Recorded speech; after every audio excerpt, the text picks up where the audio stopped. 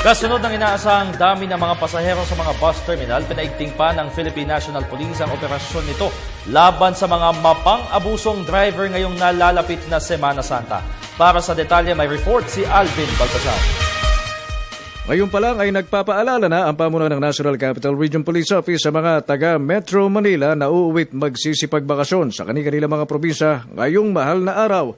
Ayon kay NCRPO Chief Police Director Carmelo Valmoria, hindi kasi malayo ang posibilidad na samantalahin ng mga kawatang akyat bahay ang pagkakataong pawang walang bantay sa maraming tahanan dito sa Calacang, Maynila.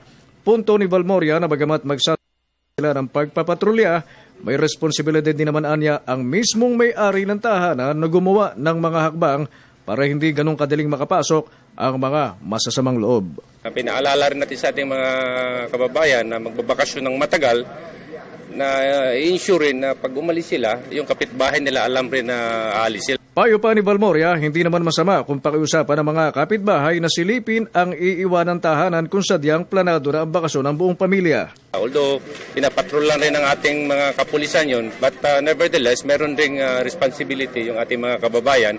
Huwag nating bigyan ng opportunity yung mga kawatan. Samantala, mayroon ng operational plans na ikinakasa ang pamunuan ng pambansang pulisya kaugnay ng papasok ng Holy Week. Sinabi ni PNP Deputy Chief for Administration, Deputy Director General Felipe Rojas, na sa kanilang ikinakasang Oplan Lakbay, kanilang tututukan ng seguridad sa iba't ibang mga tourist spots.